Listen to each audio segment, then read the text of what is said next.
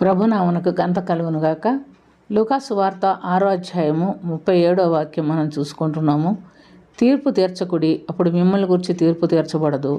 నేరం మోపకుడి, అప్పుడు మీ మీద నేరం మోపబడదు. క్షమించుడి, అప్పుడు మీరును క్షమించబడుదురు. ప్రియమైనటువంటి దేవునులారా, క్షమించుడి అప్పుడు మీరును క్షమించబడుదురు అనే మాట చాలా కష్టమైన విషయం. ఇది మనము ఎవరైనా మనకు ఇబ్బంది పడితే మనం వాళ్ళని క్షమించాలంటే మనకు చాలా కష్టం, శిక్షించాలంటే చాలా సంతోషం.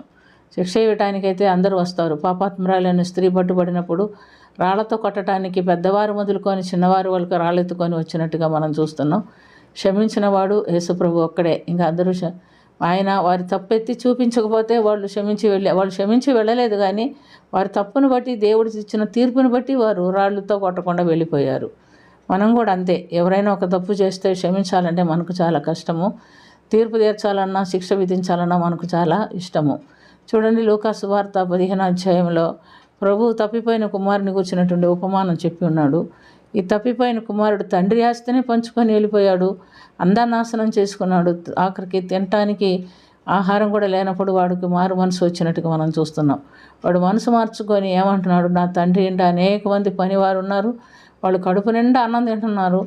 నేను ఇంకా తిరిగి ఒక కుమారుడుగా నా తండ్రి ఇంటికి వెళ్ళటానికి అర్హుడిని కాదు. నేను తిరిగి వెళ్ళి తండ్రి నన్ను నీ పనివారిలో ఒకనిగా చేర్చుకోనమని అడుగుతానని మారు మనసు పొంది పశ్చాత్తాపడి తండ్రి ఎదుకు వచ్చినప్పుడు తండ్రి అంత దూరం నుండి వాడిని చూసి వాడి దగ్గరికి పరిగెత్తుకొని పోయి వాడిని మెడ మీద పడి వాడిని ముద్దు పెట్టుకొని వాడిని దగ్గర తీసుకొచ్చుకొని వాడికి వస్త్రములు మార్చి ఉంగరం వేసి చెప్పులు తొడిగించి తన కుమారుడుగా స్వీకరించినట్టుగా మనం చూస్తున్నాం. మనమైతే చేయగలమా? మనం చేయలే. వీడు అంతా నాశనం చేసుకొని వస్తున్నాడు, పనికి మాలిన వాడు, పని ఎట్టన పోయి నాశనం అవని అని అనుకుంటాం మన మనసులో.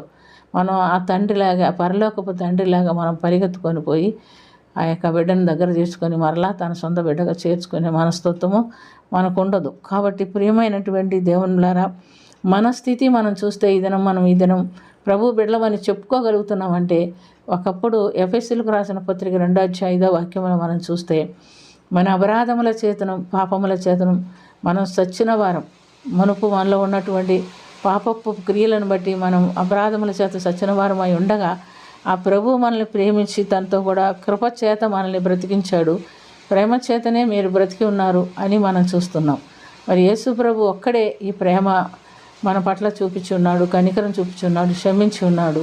కాబట్టి ఆ ప్రేమకి యోగ్యులమైనటువంటి మనం, అర్హులమైనటువంటి మనం కూడా బలహీనతలో ఉన్నవారిని చూచి క్షమించేవారిగాను ప్రేమించేవారుగా ఉండాలని దేవుడు మనకు నేర్పిస్తున్నాడు. అట్టి ధన్యత కలిగినటువంటి జీవితం కొరకు అనేకులను మనం కూడా ప్రేమించి క్షమించి వాళ్ళకు ఎటువంటి తీర్పు తీర్చకుండా వాళ్ళని దేవుని రాజ్యానికి యోగ్యులుగా మార్చేటటువంటి అర్హత కలిగినటువంటి జీవితం వరకు మనం కూడా ప్రభు సన్నిధిలో ప్రార్థన చేసుకుందాం. ప్రేమ కలిగిన తండ్రి, కృప కలిగిన ప్రభ, మీ ప్రేమ ఎంతో గొప్పది, మీ కనికరం ఎంతో గొప్పది, మీ కృప ఎంతో గొప్పది. మీరు మమ్మల్ని ప్రేమించి కరుణించి మాకు చేసిన మేళను బట్టి మీకు స్తుతి స్తోత్రం చెల్లిస్తున్నాం. సమస్త విషయంలోనూ మీరు మాకు చాలా దేవుడి ఉండి సహాయం చేసినందుకు వందనాలు చెల్లిస్తూ, క్రీస్తు ప్రేమ అనుకనగా నీ యొక్క ప్రేమ మాలో ఉంచుకొని మేము కూడా తప్పు చేసిన వారిని, ఇబ్బంది పెట్టిన వారిని క్షమించి ప్రేమించి నీ దగ్గర చేర్చుకునే ధన్యత మాకును దయచేయమని యేసు క్రీస్తు పుణ్యనామమున అతి మిక్కిలి వినయంతో అడిగి వేడుకొంచున్నాము తండ్రి. ఆమేన్.